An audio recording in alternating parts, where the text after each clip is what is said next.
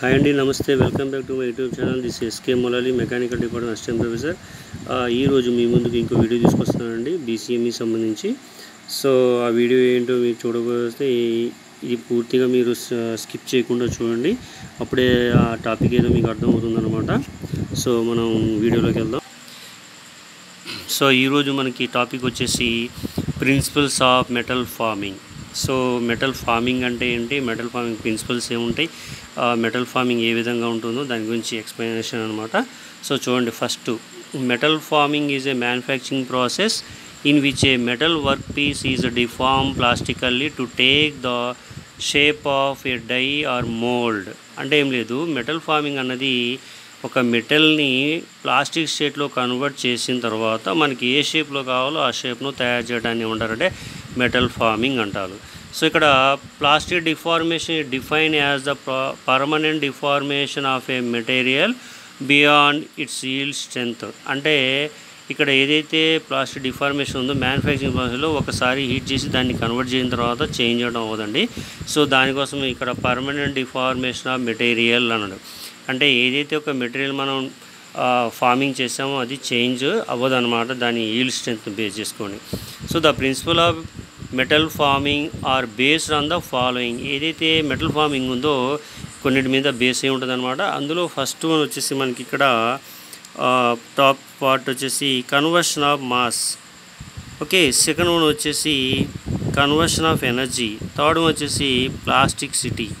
ఈ మూడింటి మీద బేస్ అయి ఉంటుందన్నమాట. సో అది ఏ విధంగా ఉంటుంది చూసినట్టయితే మనకి, so first one conversion of mass మీద అనిపిస్తుంది అనమాట. The total mass of the work piece must remain the same before and after deformation. అది ఏదైతే ఫస్ట్ ఉంటుందో సేమ్ ఫార్మేషన్ అనేది అదే మెటీరియల్ ఉంటుంది అన్నమాట. దాని యొక్క కంటెంట్లో చేంజ్ ఉండదు. సపోజ్ 10 కేజీలు ఉందనుకోండి, ఆ 10 కేజీల్లో ఎటువంటి మార్పు ఉండదు అనమాట.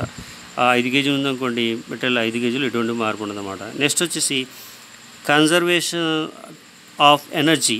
సో కన్జర్వేషన్ ఆఫ్ ఎనర్జీ ఏ విధంగా ఉంటుంది, the total energy of the work piece must remain the same before and after deformation. ఇక్కడ కూడా ఎనర్జీ అనేది సేమ్ ఉంటుంది, ఏదైతే మాస్ సేమ్ ఉందో ఇది కూడా సేమ్ ఉంటుంది. Next plasticity, the work piece must be able to deform plastically without fracturing. ఇక్కడ ఏదైతే మనం ప్రెస్ చేస్తున్నామో మెటీరియల్ని ఫార్మింగ్ అనేది హీట్ చేసిన తర్వాత దాంట్లో ఎటువంటి చేంజ్ అనేది అవ్వదన్నమాట. సో ఫ్రాక్చర్ అవ్వదు, సేమ్ ఫ్రాక్చరింగ్ అవ్వదు, ఆ ప్రొడక్ట్ అనేది అలాగే ఉంటుందన్నమాట. సో ఇది మనకి principle of basis of following materials అనమాట. సో నెక్స్ట్ వచ్చేసి mechanical of metal forming can be complex but the following are some of general principles. ఇక్కడ ఏదైతే మెకానికల్ ప్రాపర్టీస్ ఉన్నాయో, అంటే మెటల్ మిషన్ సంబంధించి మెటల్ ఫార్మింగ్ ఉందో మెకానిక్ సంబంధించి కొన్ని జనరల్ ప్రిన్సిపల్స్ ఉన్నాయన్నమాట, కష్టతరమైనవి కానీ ఇక్కడ ఫాలో చేయాల్సింది అనమాట. ఒకటి yield strength. First one yield strength. The yield strength of the material is minimum stress required to cause plastic deformation. అంటే ఇక్కడ మెటల్ అన్నది మినిమం కొంచెం స్ట్రెస్ రిక్వైర్మెంట్ ఉంటేనే మనకి ఏదైతే ప్లాస్టిక్ డిఫార్మేషన్గా కన్వర్ట్ అవుతుంది అన్నమాట హీట్ చేసిన తర్వాత. The yield strength of material increase with strain hardening. అంటే హార్డెనింగ్ ప్రాసెస్ ఏదైతే ఉందో ఆ మెటల్ని కొంచెం స్ట్రెస్ యూజ్ చేస్తేనే స్ట్రెంత్ ఉంటేనే అది హార్డ్గా తయారవుతుంది. సో సెకండ్ వన్ వచ్చేసి strain hardening. So strain hardening అంటే ఏంటి, strain hardening is the phenomena whereby a material become strong and hard and then it is deform plastically. So ఇక్కడ material ఏదైతే ఉందో ఆ మెటీరియల్ అనేది స్ట్రాంగ్గా ఉంటుంది, హార్డ్గా ఉంటేనే అప్పుడు ప్లాస్టికల్గా తయారవుతుంది, డిఫార్మ్ ప్లాస్టికల్ అవుతుంది అనమాట. Next flow curve. So flow curve అంటే ఏంది, the flow curve of A material is a graph that show the relationship between stress and strain for the material. అంటే ఫ్లో కర్వ్ అంటే స్ట్రెస్కి స్ట్రెయిన్కి ఫ్లో కర్వ్ ఉంటుంది అనమాట. ఏది ఎక్కువ ఏది తక్కువగా ఫ్లో అవుతుందో దానికి సంబంధించి అనమాట. The flow curve can be used to determine the force required to deform A material to Dzire shape. ఏదైతే డిజైర్ షేప్ ఉందో దాన్ని బేస్ చేసుకొని ఆ ఫ్లో కర్వ్ అనేది ఉంటుందన్నమాట. Next friction. Friction between two workpieces and their die and mold can resist deformation. Friction can be reduced by using lubricants and by designing the die or mold to minimize contact area. అంటే ఇక్కడ ఏంటంటే friction ఏదైనా ఒక work జరుగుతుందంటే కంపల్సరీగా friction ఉంటుందన్నమాట. సింపుల్గా చెప్పాలి అంటే ఏదైనా ఒక మెటీరియల్ సపోజ్ పిండి ఉందనుకోండి, పిండి డిజైన్ చేసే రొట్టె ఏదైతే ఉందో ఆ రొట్టెకి మధ్యలో మనం ప్రెస్ చేసినట్టయితే ఆ ప్రెస్ ఫ్రిక్షన్ వల్ల అది ఇంక్రీజ్ అయ్యి మనకి స్మాల్ నుంచి బిగ్ వస్తుంది. అది రావడానికి లూబ్రికేట్ అనేది ఆయిల్ అప్లై చేయాలన్నమాట. అంటే చపాతీ చేసేటప్పుడు కానీ ఇలాంటి డిషన్లో. అంటే ఇక్కడ ఎగ్జాంపుల్ అది ఎందుకు చెప్పానంటే ఈజీగా ఐడెంటిఫై అవుతుందని చెప్పాను. సో ఇక్కడ మెటీరియల్ ఏదైతే ఉందో ఆ మెటీరియల్కి సైడ్ ఏంటంటే లూబ్రికేట్ ఉండాలి. ఆ లూబ్రికేట్ ఉన్నప్పుడే ఆ ప్యూర్ చేసిన మెటీరియల్ ఏంటంటే స్ట్రెస్ అప్లై చేసినప్పుడు ఆ రెండింటి మధ్యలో ఫ్రిక్షన్ ఏర్పడి తొందరగా మినిమైజ్ కాంటాక్ట్ ఏరియా, ఆ ఏరియా ఏదైతే ఉందో ఆ ఏరియాలో అది ఉంటుందన్నమాట. సో ఇది నెక్స్ట్ వచ్చేసి మెటల్ ఫార్మింగ్ ప్రాసెస్లో డిఫరెంట్గా ఏమేమి ఉంటాయో మనకి ఇప్పుడు ఎక్స్ప్లెయిన్ చేద్దాం. సో ఇక్కడ చూడండి, ఇది metal forming process can be classified అంటే డిఫరెంట్ టైప్స్ ఏవైతే ఉన్నాయో ఫార్మింగ్ కోసం అవి ఎక్స్ప్లెనేషన్ అనమాట. ఫస్ట్ వచ్చేసి rolling, second one forging, third one extrusion, fourth one drawing, fifth one bending.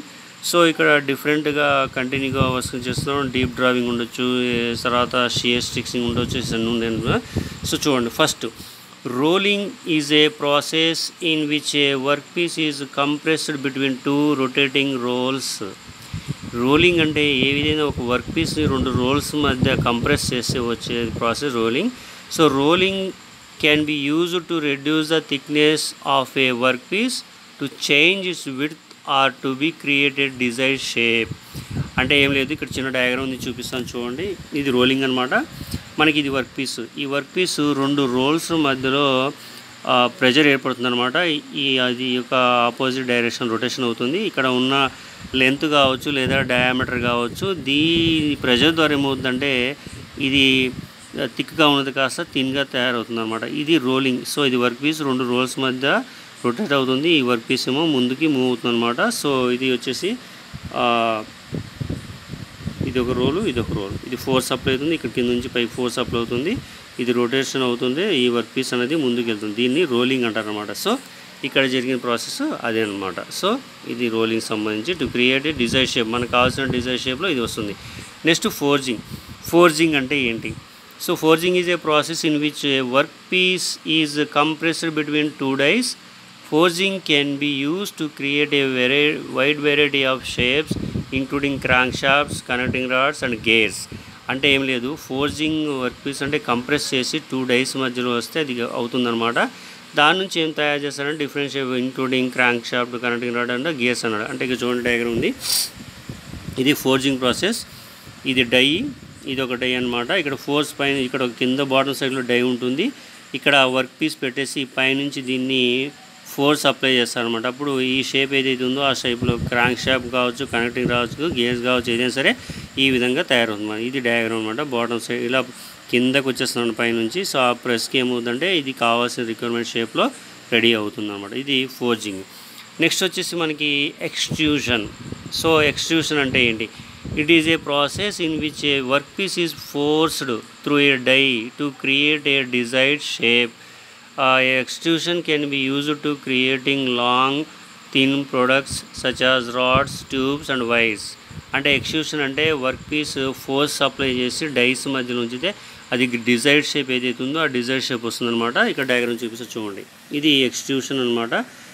ఇది ఎక్స్ట్రూషన్ అంటే ఇది పైన ఒక డై, కింద ఒక డై, రెండు డైస్ మధ్యలో ఈ ర్యామ్ అనేది ఒకటి ఉంటుంది వర్క్ పీస్ సంబంధించింది. ఇక్కడ మొత్తం ఫోర్స్ అప్లై చేసిన ఏమవుతుందంటే ఇక్కడ డయామీటర్ అని రెడ్యూస్ అవుతుంది అనమాట. సో ట్యూబ్లా కన్వర్ట్ అవుతుంది అనమాట. ఇది వర్క్ పీస్. సో ఇది డైకి రెండు డైల మధ్యలో ఇది ప్రెస్ చేస్తే దీన్ని ఎక్స్ట్రూషన్ అంటారనమాట. సో ఈ ఎక్స్ట్రూషన్లో మనం ఏమేమి తయారు చేయొచ్చు అనేది మనకి ఎక్స్ప్లెయిన్ చేసాం అనమాట. ట్యూబ్స్ కావచ్చు, రాడ్స్ కావచ్చు, వైర్స్ కావచ్చు తయారు చేయొచ్చు. Next drawing. Drawing is a process in which a workpiece is pulled through a die to reduce the diameter and increase its length. So ఇక్కడ ఏంటంటే ఏదైనా ఒక డ్రాయింగ్ ప్రాజెక్ట్ చేయాలంటే ఆ వర్క్ పీస్ అన్నది దాని యొక్క డయామీటర్ రెడ్యూస్ చేయడానికి ఒక డయామీటర్ ఉంటుంది, దాన్ని ఇంక్రీజ్ చేసి లెంత్ ఇంక్రీజ్ చేస్తుంది అనమాట. Drawing is often used to create seamless tubes and వైర్స్కి తర్వాత సీమ్లెస్ ట్యూబ్ తయారు చేయడానికి యూజ్ చేస్తారు.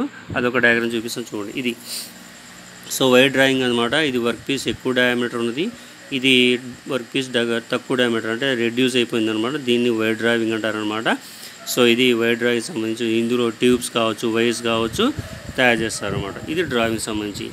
Next bending. సో బెండింగ్ అంటే ఏంటి? Bending is a process in which a work piece is deform to change its length. అంటే దీని యొక్క యాంగిల్ ఏదైతే ఉందో ఆ యాంగిల్ చేంజ్ అవుతుందో, స్క్వేర్లో ఉన్నది కాస్త ఇంక్లినేషన్ యాంగిల్ అనమాట. Bending is often used to create elbows, tee and other curved shapes. అంటే ఏం లేదు, బెండింగ్ అంటే ఏదో సపోజ్ ఈ పెన్ ఉందనుకోండి, ఇది ఎల్బో రావాలంటే దీని నుంచి ఒక ఆప్షన్ ఒక వైజ్లో ఫిక్స్ చేసి బెండ్ చేస్తాను. ఇదంటే కాదు, రాడ్ గురించి ఎక్స్ప్లెయిన్ చేస్తాను, పెన్ ఎగ్జాంపుల్ చెప్తున్నాను. సో ఆ బెండింగ్ ప్రాసెస్ సంబంధించి ఒక డయాగ్రామ్ చూడండి. ఇది ఈ డయాగ్రామ్ ఏదైతే ఉందో బెండింగ్, ఇక్కడ దీన్ని ప్లంజర్ అంటారు, లేకపోతే బ్లో అంటారు, ఏదైనా సరే. వర్క్ పీస్ ఇది అనమాట, డై ఇది, దీని మీద పంచ్ ఇలా వచ్చేస్తుంది అనమాట, ఈ షేప్లో తయారు, దీన్ని బెండింగ్ అంటారు అనమాట. సో ఇది బెండింగ్ సంబంధించి డయాగ్రామ్ అనమాట. సో మెటల్ ఫార్మింగ్ అనేది ఎక్కడెక్కడ యూజ్ చేస్తారని చూసినట్టయితే మనకి metal farming used manufacturing process. It is used to produce A wide variety of products including automotive parts, aerospace components and consumer goods. ఇవి దీనికి సంబంధించిన అప్లికేషన్స్ అనమాట. నెక్స్ట్ వచ్చేసి మనకి advantage of metal forming. So ఇక్కడ అడ్వాంటేజ్ ఏంటి, disadvantage ఏంటి కూడా ఉంటాయి కదా. సో దానికి సంబంధించిన టాపిక్ అనమాట. సో చూడండి మెటల్ ఫార్మింగ్ సంబంధించి. సో ఫస్ట్ వచ్చేసి near net shape farming. Near net shape farming అంటే ఏంటంటే మనకి రిక్వైర్మెంట్ ఎంతైతే ఉందో ఆ రిక్వైర్మెంట్ సంబంధించి ఇదనమాట. ఆ రిక్వైర్మెంట్ సంబంధించి ఏదైతే పార్ట్ ఉందో దానికి సంబంధించి near net shape farming. So metal forming can B used to produce parts that are very close to their final shape. This reduce the amount of machining that is required, which can save time and money. అంటే ఏం లేదు. So ఇక్కడ ఏంటంటే net near net అంటే మనకి 0.5 అన్నా కానీ 0.2 అన్నా కానీ ఇలా ఉందనుకోండి, అది పర్టికులర్గా ఉన్న వాల్యూ అనమాట, దానికోసం యూజ్ చేస్తాం అనమాట. So it is used to produce part that are very close to their final part. అంటే 0.2 ఉందనుకోండి, మన రిక్వైర్మెంట్ 0.34 ప్రాసెస్ వరకు వెళ్తుంది అనమాట. అది దీనికి సంబంధించి. Next high strength and hardness. Metal forming can produce parts with high strength and hardness.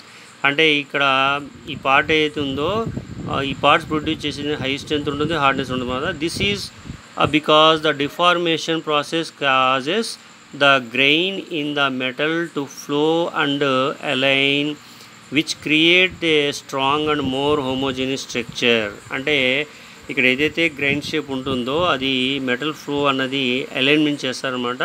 ఇది ఏం చేస్తుందంటే స్ట్రాంగ్ టు హోమోజెనస్ స్ట్రక్చర్ని తయారు చేస్తుంది అనమాట. Next good surface finishing.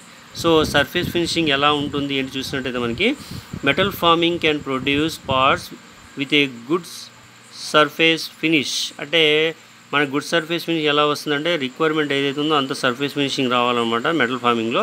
This is because the die and moulds are typically made of very smooth material. ఏదైతే మనం material వేస్తామో దానికి సంబంధించి తయారు చేసే పార్ట్ ఏది ఉందో అది చాలా స్మూత్గా ఉంటుంది అనమాట. అది దీనికి సంబంధించి good surface finishing. Next cost effectiveness. అంటే కాస్ట్ ఎఫెక్టివ్నెస్ అంటే కాస్ట్ ఎక్కువ ఉంటుందా తక్కువ ఉంటుందా దానికి సంబంధించిన ప్రాబ్లం వస్తుందా అని చూసినట్టు ఇది metal forming is A cost effective manufacturing process for mass production of parts. ఎక్కువ మొత్తంలో ప్రోడక్ట్ ఏదైతే ఉందో దాన్ని తయారు చేయడం కోసం ఇది యూజ్ చేస్తారనమాట. So metal forming is A complex and challenging field. Complex అంటే చాలా క్లిష్టతరమైన పార్ట్స్ అనమాట. ఛాలెంజింగ్ అంటే మనం ఈ అంటే ఎక్కువ మొత్తం తయారు చేసుకోవడానికి సంబంధించేది ఆ ఫీల్డ్ అనమాట. అంటే పోటాపోటీ ఉంటుంది, అది వేరు వేరే కంపెనీ నుంచి కావచ్చు, వేరు వేరే వర్క్స్ నుంచి కావచ్చు challenge. But it is also a rewarding one కూడా అనమాట. By understanding the principles of metal forming, engineering can design and produce high quality metal parts and competitive cost. అంటే ఏదైతే 2 కంపెనీస్ ఉన్నాయనుకోండి, ఆ 2 కంపెనీకి సంబంధించి మోటివేటివ్ పార్ట్స్ ఏవైతే ఉన్నాయో అవి తయారు చేయడం కూడా ఇది చేస్తుంది అనమాట. సో ఇవి అడ్వాంటేజెస్ ఆఫ్ మెటల్ ఫార్మింగ్ సంబంధించి అనమాట. సో మనకి నెక్స్ట్ టాపిక్ ఏదైతే ఉందో ఆ టాపిక్ నెక్స్ట్ వీడియోలో చూద్దాం. సో ఈ వీడియో మీకు నచ్చినట్టయితే లైక్ చేయండి, కామెంట్ చేయండి, సబ్స్క్రైబ్ చేయండి. నా యూట్యూబ్ ఛానల్ని సబ్స్క్రైబ్ చేసుకోకపోతే మీకు ఇటువంటి నోటిఫికేషన్స్ రావన్నమాట. ఇలాంటివి మీకు నోటిఫికేషన్స్ రావాలంటే కంపల్సరీగా నా యూట్యూబ్ ఛానల్ సబ్స్క్రైబ్ చేసుకోండి. ఓకే అండి, thank you for watching this video. Next వీడియోలో మళ్ళీ మనం కలుద్దాం నెక్స్ట్ టాపిక్ నుంచి.